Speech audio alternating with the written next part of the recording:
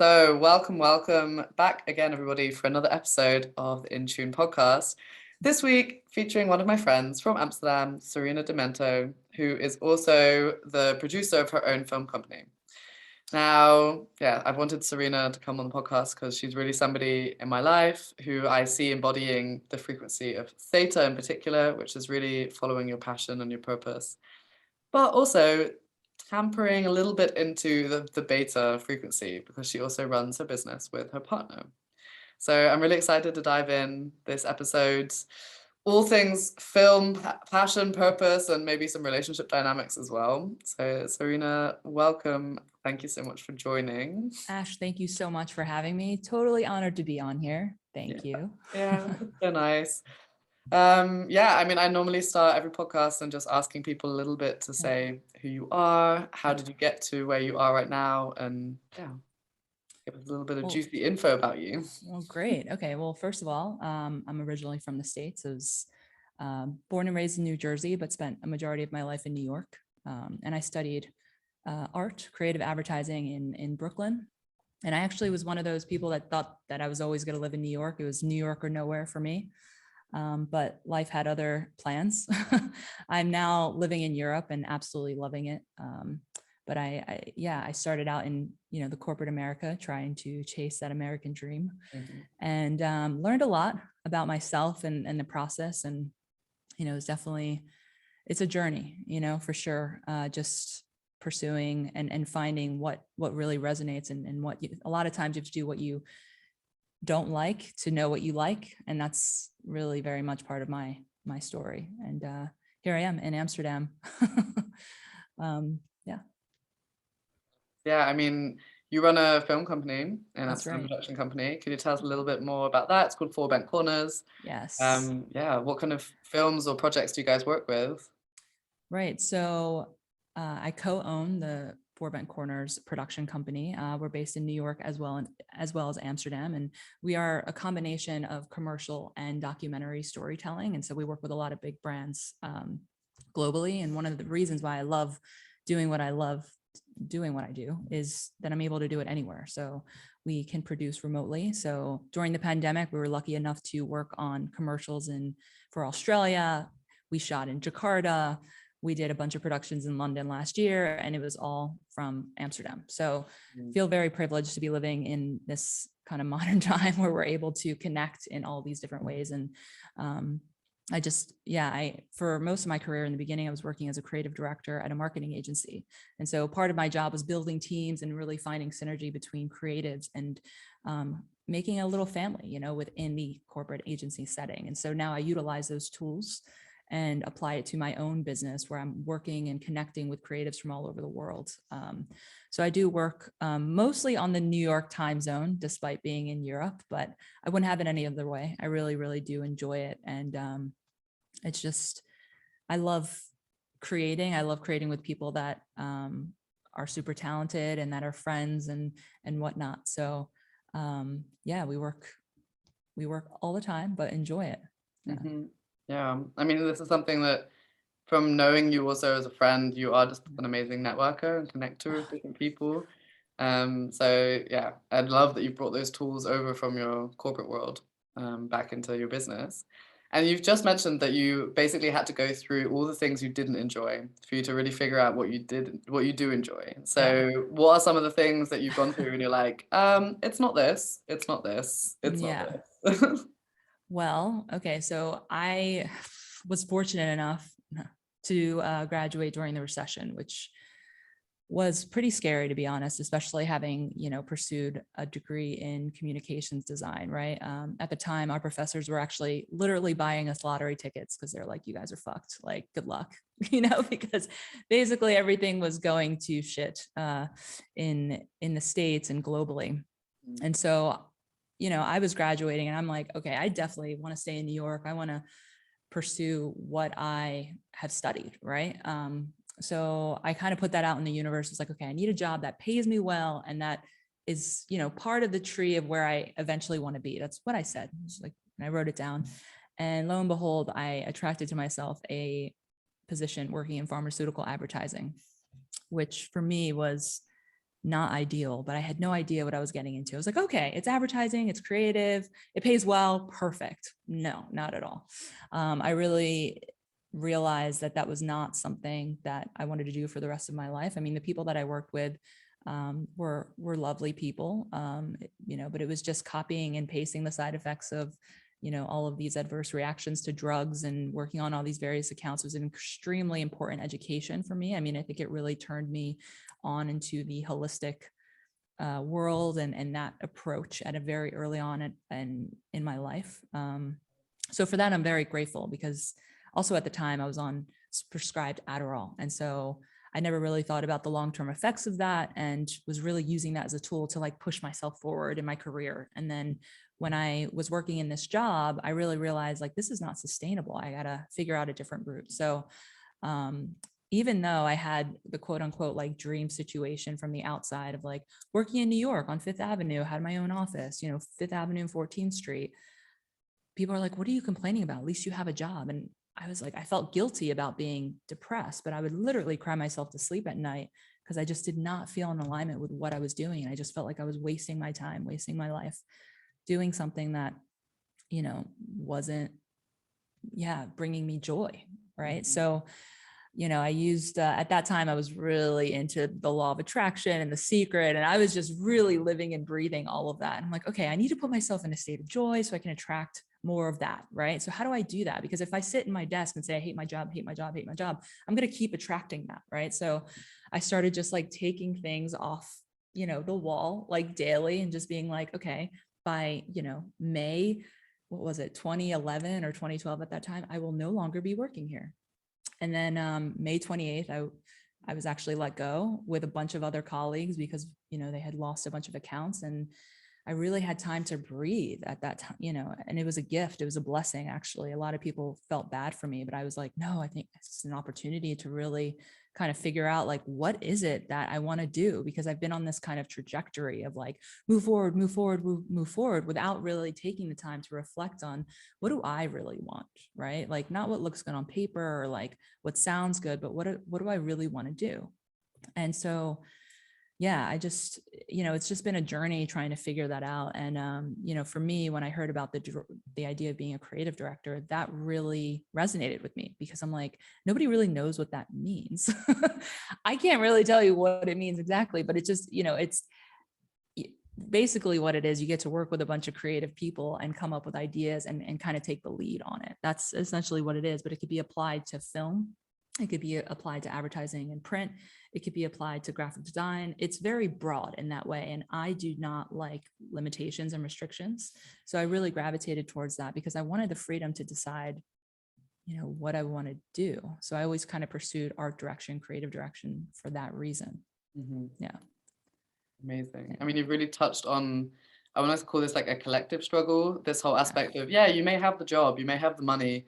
For a lot of people, it's like you have the house and then they're like, something's missing. And that's the thing, is someone can tell you, oh, be grateful, but that's not enough. If your soul is like dying slightly every day that you're going into work, like that's not living. It's, I really think we get put into these templates when you leave school or college in America, and that the world tells you this is what you do to be successful, this is how you'll be happy, and then you get the things, you get the house, you get the car, you get the family, and then people are like, oh, I still don't feel quite fulfilled.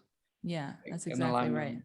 And it takes a lot of work and a lot of patience to really like hone in on that, and I think it's not a tool that we are taught, it's something that we have to really, it's very individual.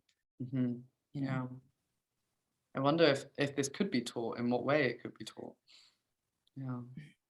I mean, I think for starters, if we were kind of told, hey, here's a selection of things that you can learn, which route would you like to take? I mean, yes, it's important to learn a little bit of algebra, but does that really help you with connecting with people and dealing with all these kinds of various emotions and struggles and work? And not really, but it does help, work your brain in certain ways. So I'm not dismissing it. And I actually didn't mind algebra at the time, but it just, does it help me today? No, not really. I specifically remember my teachers being like, you need to learn this because you're not going to walk around with a calculator in your pocket. And I'm like, I have an iPhone now. So I I literally know, have a right? calculator in my Yeah, pocket. literally. Yeah. So But how did you go from this state of then going more into creative direction mhm. to the company you have today? Because you're also in a different continent with a partner now. So how did that transition end up Yeah. happening? So in late 2011, I ended up working for a photographer in New York, and that really opened my mind to production. And so I actually, to be honest, I didn't know who he was. I'm not going to say his name, but I didn't know who he was, but I knew that he was a big deal when there were like interns just like knocking on the door, trying to get the position that I had. Mhm. And yeah, one of the first jobs that we had was photographing Uma Thurman and Mark Wahlberg. And I was like, wow, who is this guy? So I started Googling him and I was like, oh, wow, okay. He's like a celebrity photographer for Rolling Stone. This is great. So I just started really, and I ended up getting that gig from Craigslist, to be honest. I just was taking a shower one day and then my intuition was like, go to Craigslist now. And I'm like, okay. And then I applied for some really lame position. I didn't know why. I just felt called to do it. And then they're like, can you come in for an interview? I said, sure. And I got the job because I was way overqualified at that time. I was like, I'd been working in pharmaceutical advertising for like 2 years. So I worked my way up very quickly in that role, despite not loving it. And then ended up getting a gig working for this photographer. And it opened up my world to production, and I loved it. But it was the opposite situation, right? I loved what I was doing, but it didn't pay me enough to actually live sustainably. And I was like, well, what the heck? Like, how can I just merge these worlds? Like, is it one or the other? Like, what is that about? So I did that for a while, and then obviously it wasn't sustainable. As much as I really loved it, they couldn't bring me on board for what I needed to be able to really kind of live a decent life in New York, which, as we know, the cost of living there is quite high. So I ended up landing a job as an art director. I was the first art director in this company. It was a marketing firm. It was a global company. Mhm. And it was based in experiential advertising and marketing. And so that definitely resonated with me because it was exciting, because it was all these experiences and we were kind of advertising that. It did lack the production element of that, which I had from the photo world. But I stayed at that job for about 7 years, and I worked my way up to, I was the North America creative director for about 7 years at that company. And it was great because it afforded me the opportunity to travel. I worked from the Milan office a couple times. The actual headquarters was based in London. So there was this like global essence of it that I really loved and resonated with me, especially being European in a way. I mean, my parents were both born in Italy. So I always grew up in this very like, multi-language household and never really felt 100% American, even though I was born in America. So working with a European country, working with a global marketing agency really made me feel connected more to my roots in that respect. My boss was also Italian. And so that was really felt like home for me initially. And I was like, oh, wow, this is so cool. It's like, working with my dad or something like that. It was comforting. And they really did have a beautiful culture there about creating this kind of familial vibe, which I appreciated. And so from that, I really enjoyed that, but I missed the production element of it. We weren't doing like commercials on set and whatnot. But Q 2012 was when I met my partner, Richie, who he still is and was a director of photography. And he was a freelancer at the time. But he kind of started Four Bent Corners in 2011 and really pursued film. He was originally a photographer and just has this wealth of knowledge within the production world. And so, when I met him, I thought it was really cool that he had that experience, and that definitely I didn't expect to find, to be honest, because even though New York, the dating scene is quite interesting. You get the gamut, right? I felt like pretty inspired by the fact that we both had met online and that he also was in the production world. So we hit it off. And yeah, I mean, we always kind of talked about, I think in like 2013 to 15, we're like, oh, wouldn't it be great to actually work together? And would that be possible in New York? And I definitely would always shut it down, like definitely not possible. Not with the cost of living here. This is, we just have to, I need health insurance, like we need health insurance to cover both of us. So it's just, it's interesting how a system that's created really impacts your freedom to be able to pursue what you really, really want to do. I mean, we're basing our life decision on whether or not we'd have health insurance was like pretty mind boggling when I think about it at the time. But it's very much a reality for a lot of people. People don't pursue what they want because of the way the system is set up, which is, unfortunate. But oftentimes the sacrifice that people have to make, right? And so doing that never was a reality in New York. And what happened was I would work, very, very long hours at the marketing agency. And then afterwards, we would work on edits together on the weekends, after work, et cetera. And I just really enjoyed that so much. And I'm like, man, I really wish that more of my job had this involved. And I would kind of just, wish and wish and wish. And then eventually, I was trying to look for other opportunities and things were just kind of falling through. It was very odd. And like I would have another job offer and then they'd fall through. And so I started going on this, let's call it the Delta wave journey of spirituality, of finding shamans and doing like all of these various healings. I'm like, I definitely have an energetic block. Like I'm trying to attract new opportunities. I feel very stuck in my career and nothing is landing. I don't know what's going on. And being at a company for 7 years in New York is significant. It's a significant amount of time, So I really was looking for change. In early 2018, I was devastated when an opportunity that I thought was what I really, really wanted didn't come to fruition. And that opportunity required me to be bicoastal from LA to New York, which is a natural transition that many New Yorkers make. It's like you do the New York LA thing.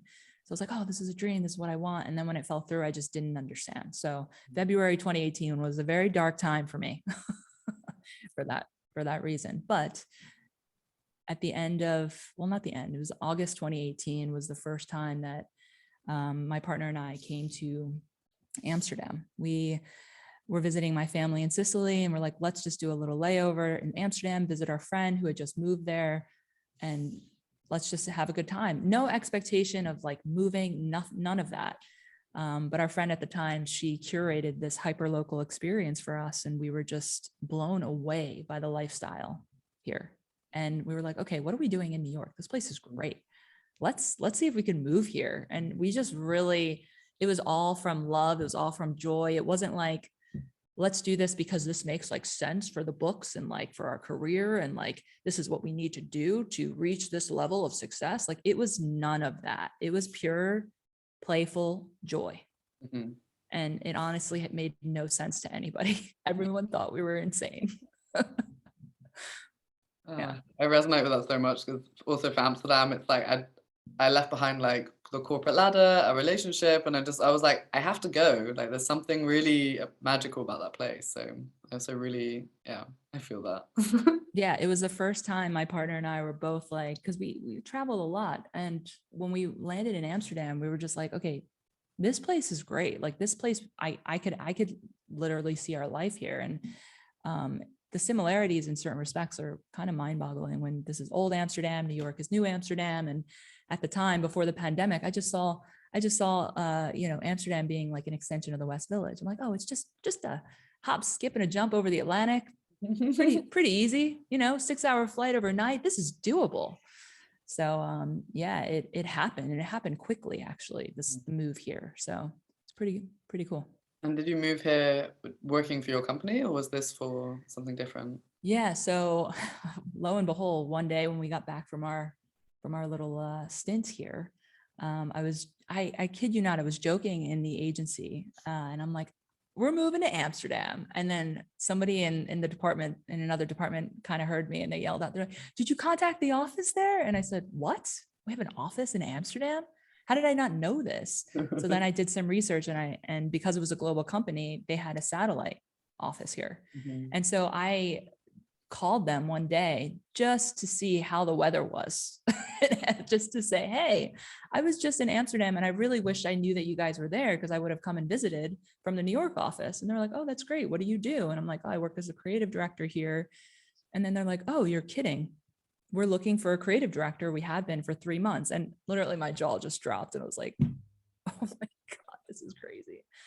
So a month later, I had a contract in my hands to move. So that really made it a reality quicker than I could have ever imagined. It was just completely insane. It was insane. Like moving to another country was easier than getting another job in New York for me at that time. I just didn't, it's like, all right, you know? I mean, something around this really feels that when you're in alignment, the doors of the universe open for you. And this is something when people try to say to me, like, I don't know what I'm doing. And I've been in that state myself in life when I really don't know what I want to do. And it's sometimes just like I think you've also said this to me before, like just coming back to yourself. So, I mean, is there any advice that you would have given if you met yourself now from when was it, 2018, having that Mhm. crisis of like not getting the jobs and just maybe Yeah. not trusting in the process? Any advice that you would give to younger Sarina? Yeah. Just breathe, trust, and really just focus on what brings you the most joy Mm, that you wouldn't mind doing, all the time. Because, that whole quote, like doing what you love and you'll never have to work in a day in your life is a joke. Like that, I can tell you right now that no, do what you love and you will be thinking about it 24/7. You will be, working, but it's not as stressful as like doing something that you don't want to do, where you're like, mhm, okay, I need a break. Like I think we have just globally an issue with settling, for doing things that we have to do because yeah, we have to pay bills, we have to do this. yeah, But like I think if we just created more possibility around that, like, okay, I need to do this now temporarily to get to this point. But it's hard to be clear sometimes on like what it is you want to do. It's not an easy thing, it's just it's a process. It's definitely a process. And even though this is something that I feel very much in alignment with now, may not mean that I'll be in alignment with this when I'm like 40 or 50. I'm just enjoying the present moment and just kind of seeing how things evolve and just trusting that the universe will, you know, present other opportunities for growth and change. yeah, yeah. I mean, that's the nature of being human. You only Yeah, guarantee change. So exactly.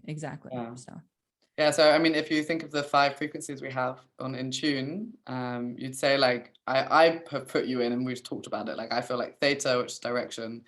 You've also said mindsets of gamma. Is there any areas that you feel like you're really working on at the moment, or that really, yeah, you need? yeah, absolutely. So I think for much of my early, like mid 20s to late 20s, I was very much focusing on the delta and alpha. Like I was really trying to focus on my spirituality and connect with the process of learning more about myself and like what do I want to do. Like Mhm. I was so frustrated by myself because I felt like I'm a very decisive person, but I can't decide what I want to do, like what I want to pursue. And I was very frustrated with myself.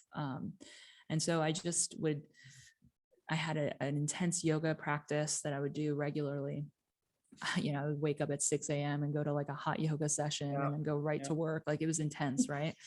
And and it really helped me to kind of slow down and just appreciate what is, like appreciate the now and just trust that as I continue moving in flow, like people and opportunities will start to align as a result. And just this need to like force things. I don't know where that comes from. I really don't know, but um, I definitely struggled with that big time. Just this need of like, I want it now. Like, just like, what do I need to do to get it now? Yeah. But, when you look at a plant, like they grow like awkwardly in different ways. And like, we want to get the straight path to it. And sometimes that's appropriate to use that kind of approach. But I think when it comes to life and like the pursuit of just feeling at peace Mhm. and feeling in alignment, I don't think it's a straight path. I really don't. Mm. Yeah, I love the analogy, like bamboo takes 5 years to germinate underground before it grows, and then it grows like a meter every day or something. And This is it, incredible. yeah, Yeah. I think it's really it's capitalism. Like really, I Yeah. want results and I want them yesterday. Yeah. Like that Yeah. sometimes things take a decade to perfect a skill. Sometimes, like same with all of your Yeah. skills you've developed Yeah. from when you left university to now. Like Yeah. your film, advertising, all of these different skills that you now have. Hmm. Like you can't just get that from leaving college. No, Oh, you have to really be in the real world to experience that. You have to be practicing it, right? And actually, funnily enough, one of the films, and just books that really inspired me to just kind of slow down was this, have you ever heard of Advanced Style? No. There's this photographer, Ari Seth Cohen. He had a great relationship with his grandmother. And so he always loved to photograph older women, and just like their elegance and their style, or, their rocker. Cause I think in general, as a Western culture just tends to disregard people once they get past a certain age. If you're not like a certain age, you're not like considered pretty anymore. Well, he challenges that and just really focused all of his content on photographing elderly people. And so he created this film called Advanced Style. And one of the women, she was 80 years old. She was such a darling. I think she passed away a couple years ago now, but she said that she found herself, I'm sorry, she was close to 90. She found herself in her 80s. And I don't know, hearing somebody say that they found, for me, it was just like, wow, I have a lot of time to really just like take my time with this and just not put so much pressure on myself to have all the answers and to have this life that's just imposed on me by I don't even know what, and just really kind of figure out like, what do I want? What makes sense for me right now, and like, what could need improvement, or what can be tweaked here and there. But like, so Advanced Style, that was the documentary was done in like 2013, so it's a bit older, but just the women and their philosophy and their approach, it was just inspiring to see that. Beautiful. Yeah, I mean, I love book recommendations and film recommendations on this. You're the first film recommendation. I'm a big fan of that. There's something around essentially being in alignment, but when I know with manifesting, when the whole process of law of attraction, it's really identifying what it is you want. Otherwise, how on earth can you ask the universe to deliver it to you? Yeah. It's one of I work under Bob Proctor, and he is well recently passed away. But one of his stories he always says, it's like, well, if you're going to go to the universe and you're like, hey, I want a train ticket.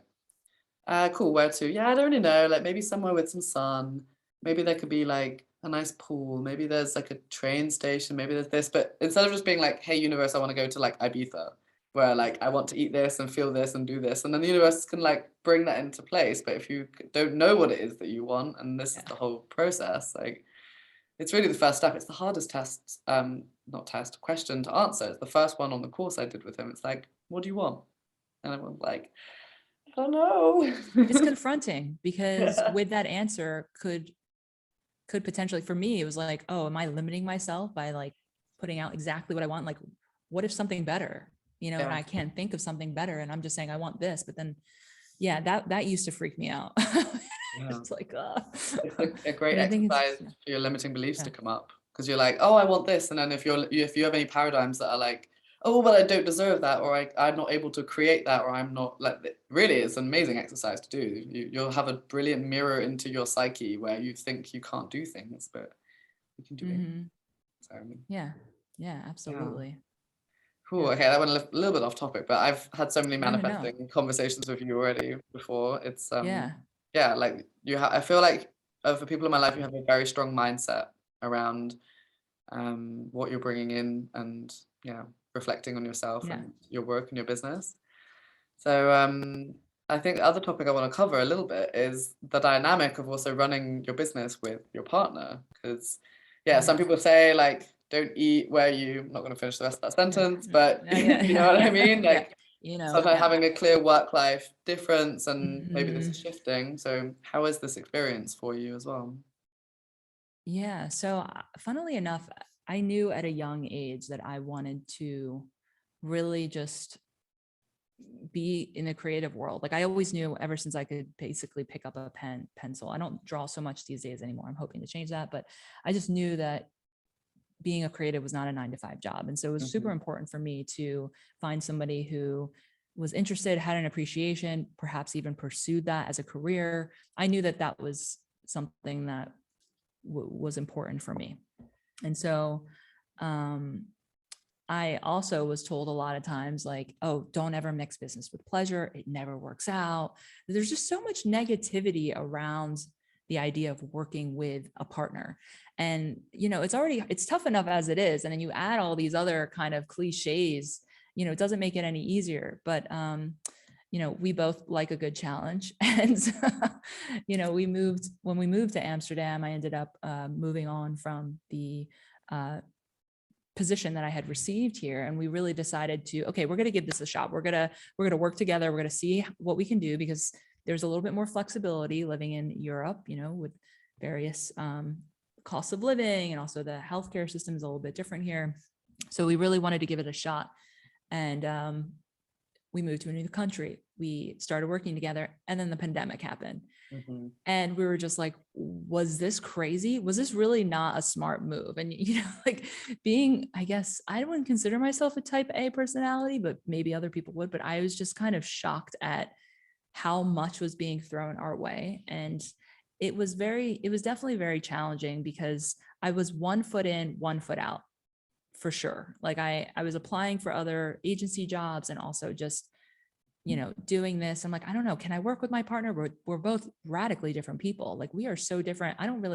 He's so intense with his work. Like I'm not that intense. I have a different approach. Like, will we find respect? Like there were all these questions and issues, that had come up early on in our dynamic. And, I think it's such a process, we are absolutely mirrors for each other. We have trust beyond trust. Like, there's nobody else like that I could think of that I could be able to, at this stage, like to work with full time.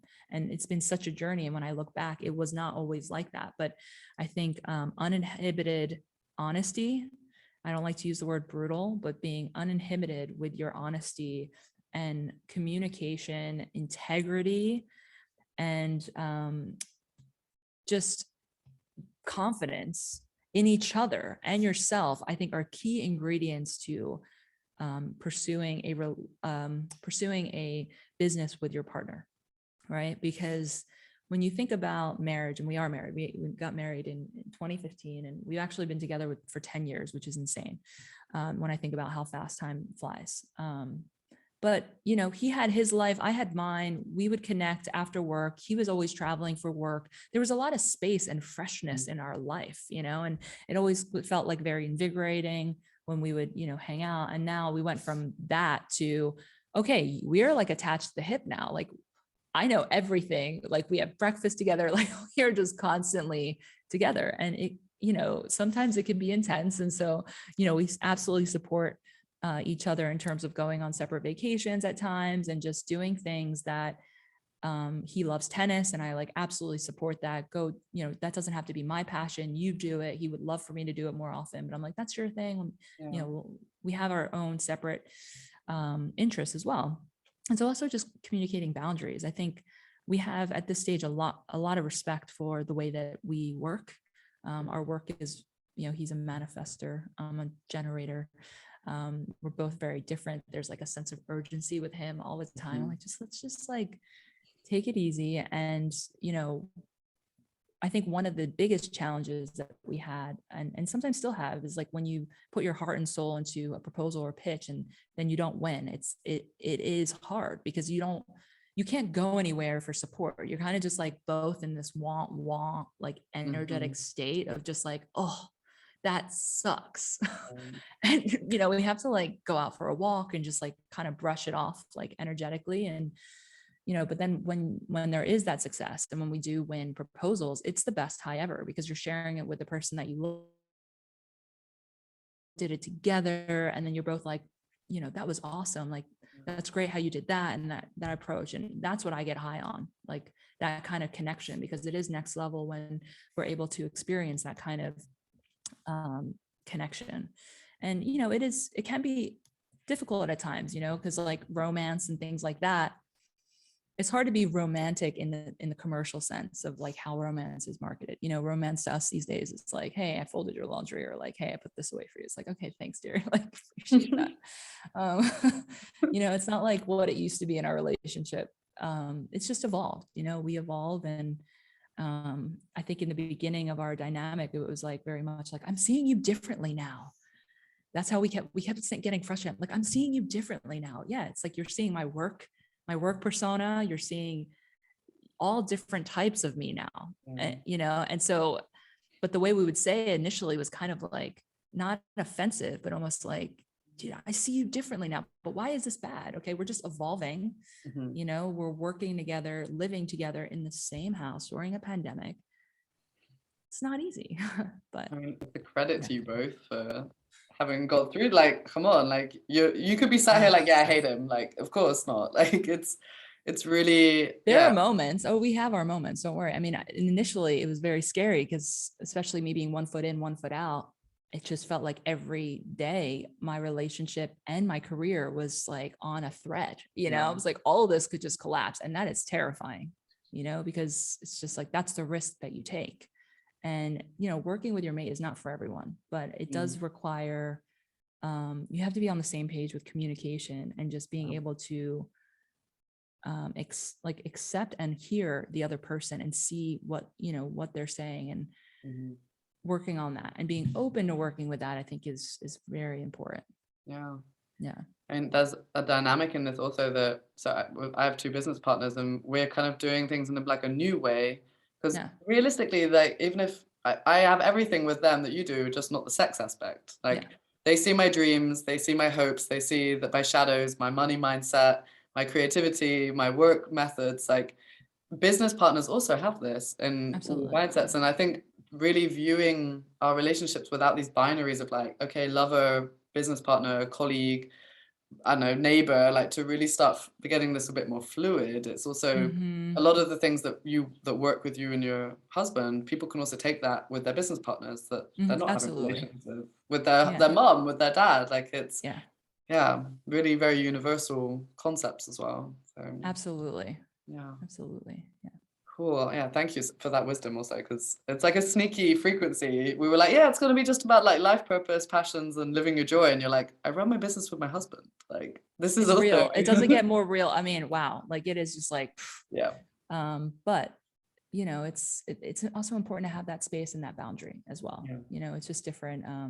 It's easier to have boundaries with people that, you know, you work with that you may not want to be working. Like, you know, in agency, it's like, if I didn't want to talk to somebody, I could just easily avoid having it. You can't do that when you work with, you just can't. It's impossible.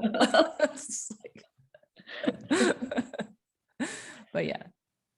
Perfect. I mean, is there I'm curious to see kind of like what the next step is. And I know you're enjoying the moment, but what do you want now for, I don't know, the next months, years? Like, what's in the dream? I mean, I'd love to I've been actually thinking about this a lot. I mean, I want to obviously continue collaborating and working with other creatives all over the place. I mean, the dream would be opening up other, you know, 4 Bent Corners creative production companies in other areas. And then that would enter like a different dynamic, right, within our established one, right, where we would have potentially a managing director at said location, and just kind of seeing what works. But right now I'm just really focused on the work, making sure our clients have the results that they need. You know what I mean? That's super important. And it's funny, you know, we actually attract a lot of our work through our network and through our relationships with our friends. And, you know, it really is this kind of synergetic experience, because we don't really advertise our production company. Every opportunity we get is through word of mouth. And because people think of us, or they liked working with us, or, you know, et cetera. And so that to me is like a family. That is an extended family. And it's funny because oftentimes, especially if it's potentially a new client, I'm a little bit reluctant to be like, oh, this is my, you know, I never say he's my husband. I'm like, oh yeah, he's my creative partner. So kind of it's like the blanket for, he's my partner, creative partner, which works well. But, you know, I always thought like, is that like unprofessional? Like, would people think like we're unprofessional? Like, you know, does that make us seem like small? Like, there were all these like weird things that would come up, and I'm like, where did these come up? Like, where does this come from? You know, but I think we're living in very interesting times where, you know, especially with the pandemic, everybody working from home and just being kind of forced to like have no boundaries between work and home life, you know, and really kind of like being in that space and seeing like, okay, because I think a lot of people ended up like leaving their job or changing their job in the past couple of years, right? Because it got, you know, people were confronted with the reality of like, I can't do this anymore. you know, I was in which that is exact position. fair. I think it's the 6 most months in, amazing I'm thing like, when I'm that out. happens. I'm out. Yeah. It's amazing when that happens though. It honestly, it's such a gift. Yeah. At the time, it's like horrific because it's scary. It's the unknown. It's just like, oh my gosh, what am I going to do? But I think the way that things are evolving is like relationships are important, whether marital or not, you know, relationships are key to any kind of creative endeavor. Yeah. Really. Yeah. As I had someone on my first podcast, she was a life purpose coach, and she said that they're calling 2021 the Great Resignation. Yeah. It was like hundreds of thousands of people quitting jobs, not always with a plan afterwards, but just knowing like, I can't do that. Not sure what I'm gonna do. I was in that position when I left my corporate job. It was really a step into like, I had a little opportunity, but it was only for a couple of months. And I was just like, let's just go, let's do this. Let's do it. Right. Why not? You know, I think, you know, we all realize like, wow, okay, we have this time now to really like reflect and what do we want to do with our lives, you know? So. Well, in that case, if there's people listening who maybe need film productions or anything, what kind of people are you looking for? What kind of clients, and how can people get in touch with you? Oh, that's super sweet. Thanks for asking. Well, they can always email me, Sarina@fourbentcorners.com. We like to work with all clients within the fashion, food, and editorial space. So like I said, we mix the editorial storytelling with the commercial. We recently I directed a piece on a Dutch artist named Noah Latif Lamp. That was a really cool project. I really enjoyed doing that. That was, we filmed in October and then just recently released that. We also do photo shoots, and we're working on some really exciting projects with some clients in the dog sector, as well as fashion sector and food as well. So yeah, if anybody ever has a creative brief, and they want to throw Four Bent Corners in the mix, welcome that for sure. Perfect. I'll add obviously all of your links and stuff onto the bio as well. Appreciate that. Yeah. Wow. Thank you so much for super fun. Yeah, your insights. I could listen to you talk for days because you have such a soothing voice as well. You do too. I love you. You know, Ash, you know I love your voice too. I'm like, We're like the perfect duo today. Yeah, it's great. Love it. Cool. Okay. I want to end with one question and just one word answer. If people are trying to find or seek alignment, what's one word that you can give to them of how they could find that? I mean, it's apropos, right? I mean, yeah, it's February. I didn't let her prepare this one. I want to say love, but what does that mean? It's such an abstract thing. And when I think of love, I just really mean like open your heart, like energetically, intentionally open your heart and really tune into what brings you joy.